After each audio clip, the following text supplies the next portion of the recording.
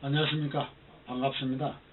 오늘은 묵자사상을 통해서, 묵자를 통해서 정의가 무엇이고, 또 묵자가 몸소 행한 그 사례를 통해서 우리에게 현대사회에서 공감을 줄 수 있는 이 부분에 대해서 얘기를 드리고자 합니다.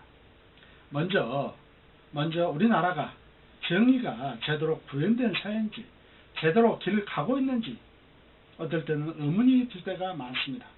그래서 저는 우리나라가 정의가 실종된 것이 아닌가 하는 생각도 가끔 해봅니다. 그래서 묵자가 규정하고 있는 정의와 우리 현 시대의 정의는 어떻게 다른가, 또 우리는 어떤 방향을 지향해서 살아가야 되는가 하는 점에 대해서 묵자를 통해서 한번 알아보겠습니다.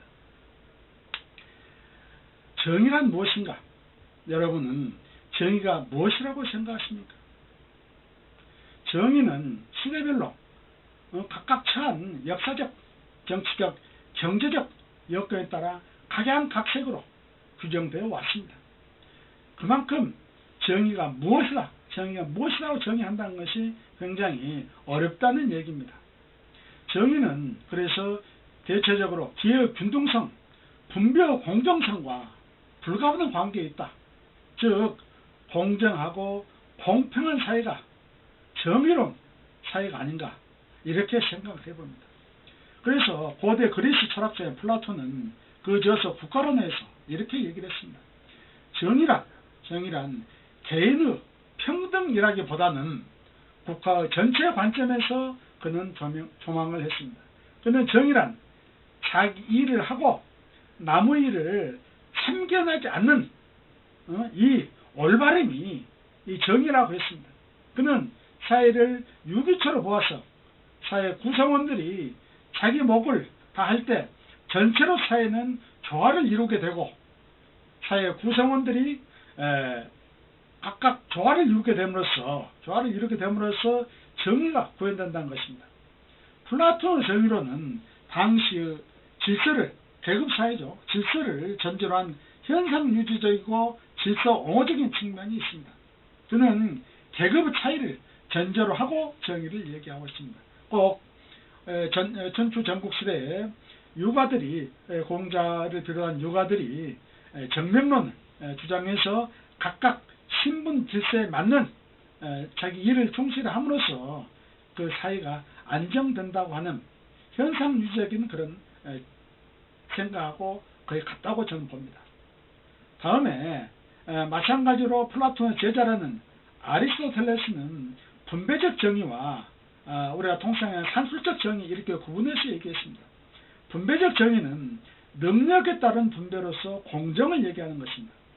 그래서 분배적 정의는 사람들에게 그들의 능력과 공적에 따라서 직책이나 명예, 재산 등을 공정하고 평등하게 나누어진 것이고, 또 산술적 정의, 즉 조정적 정의는 사람의 가치, 공적, 신분, 자질, 재산 등의 개인적 사정에 관계없이 산술적으로 평등하게 조정하자는 것이 아리스토텔레스의 산술적 정의, 요즘 그 식으로 얘기하면 형식적 정의, 법 앞의 평등을 얘기하고 있고, 자본주의 사회의 모토인 자기 능력에 따라서 능력만큼 분배를 하자는 것이 아리스토텔레스 대분적 정의라고 할 수 있겠습니다. 이와 같은 기조가 아리스토텔레스의 정의에 대한 두 가지 관점의 기조가 계속해서 21세기까지 19세기를 거쳐 21세기까지 늘어오고, 지금도 마찬가지로 이와 같은 아리스토텔레스의 분배적 정의와 산술적인 조정적 정의 개념이 이어지고 있다고 보아집니다. 그래서 존 롤스는, 20세기의 철학자 존 롤스는 공정으로서 정의라는 책에서 평등한 자유 원칙과 차등 원칙을 말하였는데, 이는 자유란 토대 위에서 평등을 말하고 모든 사람에게 이익이 되지 않는 불평등만을 정의롭지 못한 것으로 봐야 한다고 주장했습니다. 이 존 롤스 공정으로서 정의는 어떻게 보면 복지적인 개념을 강조한 것으로 볼 수 있습니다. 태어날 때 사람은 누구나 불평등하게 태어납니다. 이것을 보완하자는 것이 존 롤스 공정으로서 정의가 아닌가 이렇게 이해가 됩니다. 이 존 롤스 공정으로서 정의에 대해서는 시간이 난다면 별도로 말씀드릴 기회가 있을 것입니다. 그래서 정의란 기회의 균등성과 분배의 공평성이 담보된 가치로 반드시 사회 공동체 전체의 이익에 부합되어야 합니다. 민주주의의 궁극적인 목적은 인간 존엄성 확보에 있습니다. 지금 아리스토텔레스도 얘기하고 존 롤스도 얘기하는 것이 최소한도 인간 존엄성을 확보할 수 있는 그런 정의가, 그런 평등이 있어야 된다는 것입니다. 인간의 존엄성을 지킬 만한 경제적인 평등이 이루어져야 된다는 것이죠. 민주주의라는 제도 자체가 개인의 인권과 개인의 정치적 권리를 기초로 하여 성립되었기 때문에 민주주의 초도 속에는 사회의 공정성을 요구하고 비정상의 정상화를 추구하는 정의가 구현되는 건 너무 당연한 일일 것입니다. 그렇지 않겠습니까? 민주주의 초도 속에는 사회의 공정성을 요구하고 비정상의 정상화를 추구하는 것이 아니겠습니까? 이것이 정의 아니겠습니까? 이것을 방치한다면 이것은 진정한 인간 존엄성을 확보하는 것이 아니겠죠. 그래서 개인은 사회 속에 존재하며 동시에 사회는 개인들의 집합체입니다. 그래서 사회의 발전은 개인의 자주 독립성과 사회적 협력을 떠나서는 생각할 수 없게 되겠죠. 그러면 묵자 사상에서 정의, 묵자가 어떻게 정의를 규정했고 또 이 정의로운 사회를 위해서 실천하기 위해서 어떻게 행동했는가를 사례를 들어가면서 말씀 들어보겠습니다. 묵자는 이 세상에서 가장 귀한 것은 의라겠습니다. 정의라겠습니다. 세상에서 의만큼 귀한 것은 없다 하면서 그 사상을 중심 테마로 의를 삼았습니다. 즉 의로움을 윤리의 기초도로 삼고 있습니다. 그는 정의는 잘못되어 가는 것을 바로잡는 것이고 사람들을 이롭게 하는 것이라고 했습니다. 제 박사 논문 쓰기 전에 소논문을 이 주제로 삼았던 것입니다. 묵자 사상의 중심은 의다. 저는 이것으로 소논문을 써서 통과를 했습니다. 묵자가 정의로운 삶이 무엇인지를 몸소 보여주는 사례가 있습니다. 먼저 묵자가 노나라에서 제나로 가다가 친구를 방문했습니다. 그가 묵자에게 말하기를 지금 천하에 정의를 행하는 사람이 없는데 그대는 홀로 고통 속에서 의를 행하는가, 이제 그만두는 게 낫지 않겠는가, 이렇게 얘기를 했습니다. 묵자가 말씀하시기를 지금 여기 어떤 사람이 있는데 자식이 10명이다. 한 사람이 농사를 지어 9사람이 지어서 먹고 있는데 9사람이 놀고 있다면 농사 짓는 사람 마음은 더욱 급하지 않겠는가? 어째서 그러겠는가? 먹는 사람은 많고 농사 짓는 사람이 적기 때문이다. 즉 지금 천하에 의를 행하는 사람이 없는데 그대는 마땅히 내가 의를 행하도록 권해야지. 어째서 그만두라는가? 현대 상황으로 각색하면 우리의 박정희 유신 독재나 전두환이 군사 독재 시대를 떠올릴 수 있습니다.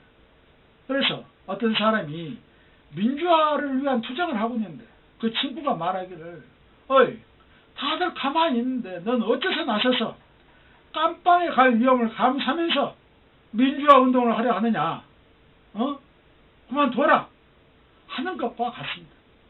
지금 묵자는 민주화라는 정의를 위해 투쟁하려는 사람이 없으니 더욱 독려하고 후원해 줘야지 왜 너는 나를 말리는가 하면서 친구를 질책하고 있는 것입니다. 이 단락은 우리에게 던져준 메시지가 아주 크다고 봅니다. 남이 열심히 노력해서 거둔 과실을 거저 먹으려는 사람들이 많습니다. 이건 사회의 일반적인 현상이죠. 피땀 흘려 농사 지을 때는 왜 그런 농사를 짓느냐고 비난하면서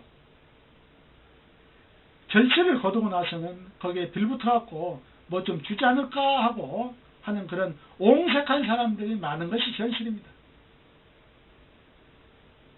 두 번째 사례는 목자가 자기 제자들 몇 명에게 말하기를 정의를 행함에 있어 능하지 못할지언정 그 도를 어기면 안 된다. 멈춰서는 안 된다는 얘기죠. 비유하자면 목수가 나무를 깎다가 잘 되지 않는다고 그 목수를 버려보는 것 같다. 이 단락에서는 정의를 윤리 원칙으로 삼되 꾸준히 행하는 것이 중요함을 말하고 있습니다. 정의를 위해 일하는 도중에 어려움이 닥치더라도 멈추지 말고 계속 노력해야 한다고 제자들을 독려하고 있습니다. 세 번째 사례입니다. 목자는 분업을 통해 협동하는 것이 정의의 실천이다. 의로움의 실천이다. 이렇게 얘기하고 있습니다. 목자는 분업에 대해서 여러 곳에서 강조를 합니다.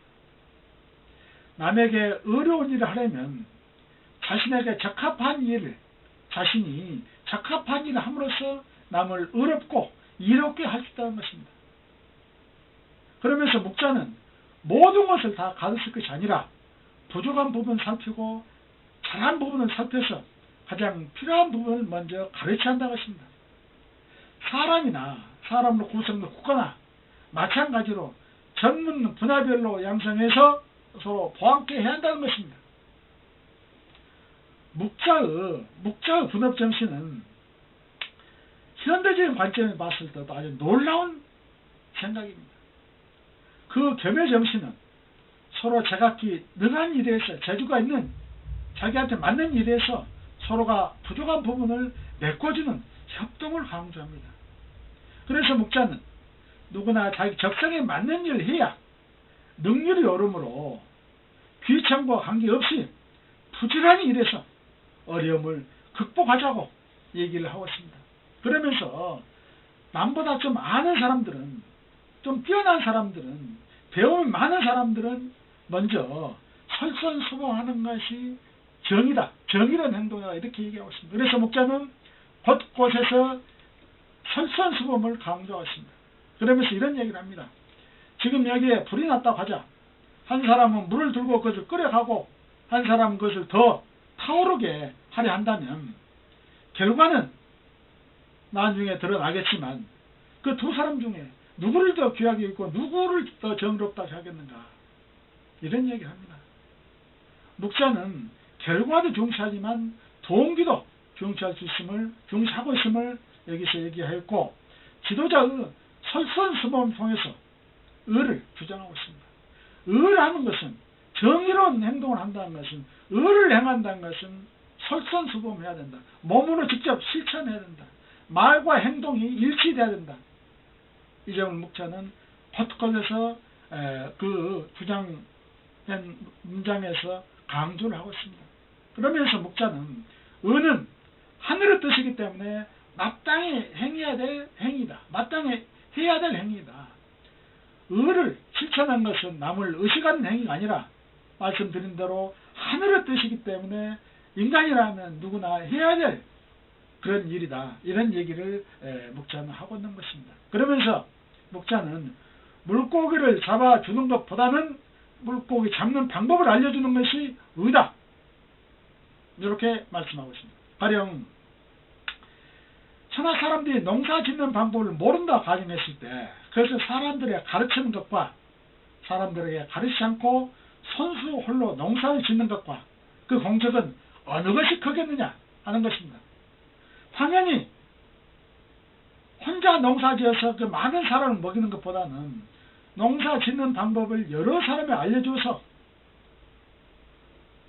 생산물도 많이 수확하는 것이 더 낫지 않겠습니까? 그걸 얘기하고 있는 겁니다. 즉 직접 이동을 베푸는 것보다는 의로운 행위가 무엇인지를 알게 하는 것이 세상에는 그 이익이 크다는 것입니다.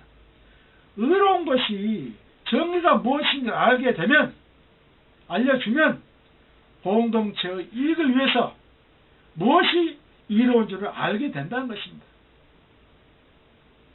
목자가 정의를 어떻게 말하고 있는지, 또 그가 정의상을 위해서 어떻게 행동했는지 몇 가지 그 행적을 통해서 살펴보았습니다. 목자는 행동하는 사람입니다.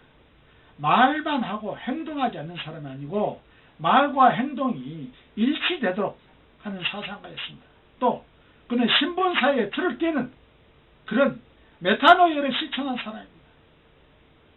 그는 민중뿐만 아니라 신분 계급 질서를 떠나서 누구나 세상 천하 만민을 위해서 스스로 고초를 자처하면서 행했던 사람입니다. 그러다 보니까 결과적으로 평민 계급의 대변자가 되어버렸습니다. 얼마나 뛰어난 사상입니까? 우리는 말로만 떠드는 지식인들을 수없이 보았습니다. 신체적인 고통을 겪지 않으려는 것이죠. 사람 몸은 정신과 육체 이렇게 두 가지로 구성됐다고 봅니다. 그러면 말이 정신을 안다면 육체와 정신이 결합되지 않고 말로만 떠든 언행일체가 되지 않는 그런 말을 목자는 쓸데없는 말이라 헛소리라고 했습니다. 헛소리. 우리 지식인들도 헛소리하는 사람들이 대단히 많습니다. 이제 목자 사상을 체득함으로써 헛소리하는 사람들이 줄어들었으면 하는 바람이 큽니다. 또 목자는 사회를 위해서 목가라는 봉사단체를 만들었습니다. 그래서 목가라는 단체 조직은 중국 역사상 최초의 민간단체입니다. 이 단체의 목적은 의를 행하는 것입니다.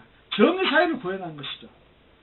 그래서 목자를 맹렬히 반대했던 맹자도 천하를 이롭게 한다고, 목자가 천하를 이롭게 한다고 할 정도였습니다.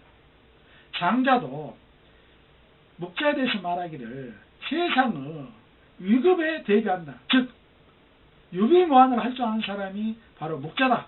이렇게 얘기했습니다. 현대어로 말하면 사회의 필요에 따라서 적시에 곳곳을 찾아다니면서 서비스하는 것이 바로 목가들이었습니다. 전국 초의 목자는 이 목가라는 단체를 이끌고 각국을 돌아다니면서 봉사할 기회를 찾았습니다.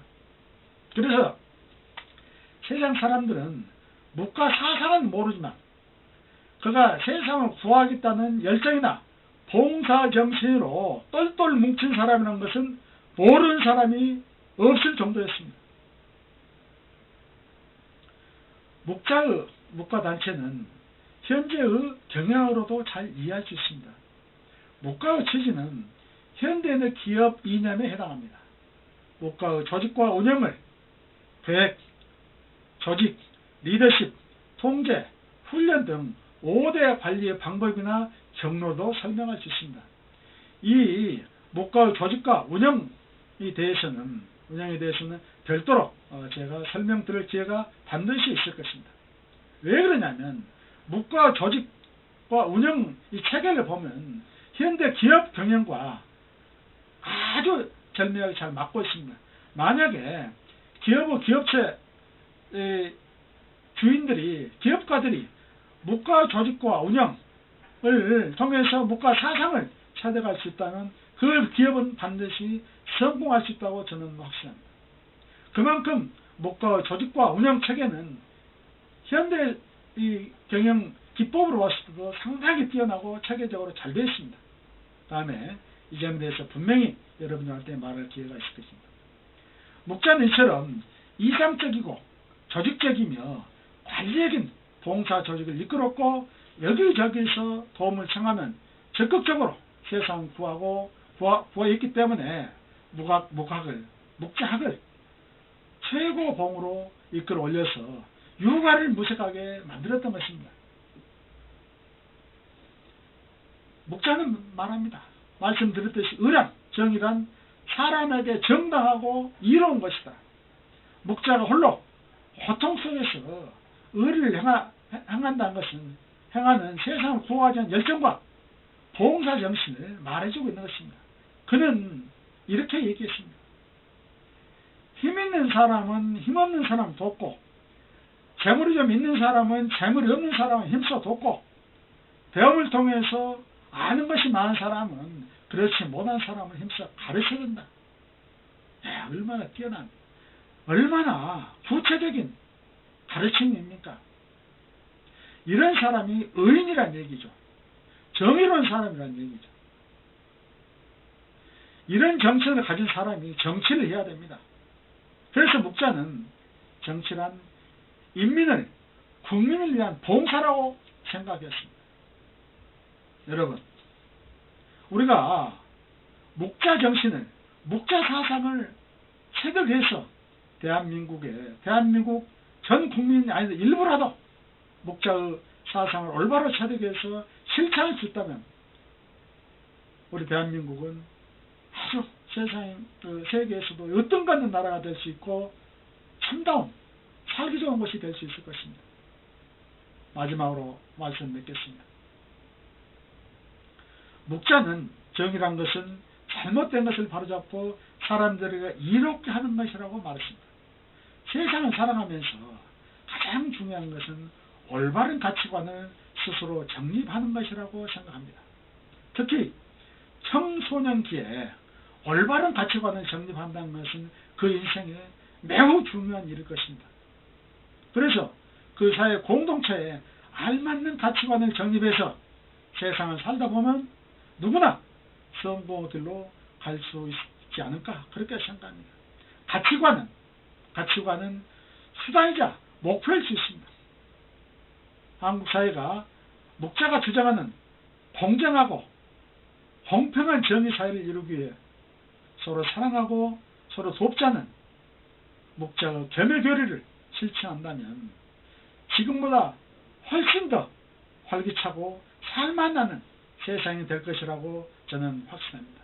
여러분, 저는 목자를 전공한 철학자로서 앞으로 목자 사상을 퍼뜨리는데 목자 사상의 전도가 될 것을 결심했습니다. 그래서 여러분들께서도 제 강의가 부족한 점이 많을 것입니다. 부족한 점이 많으면 같이 노력해서 목자 사상을 제대로 알아서 우리 몸속에 체득할 수 있다면 우리 삶은 반드시 빛날 것입니다.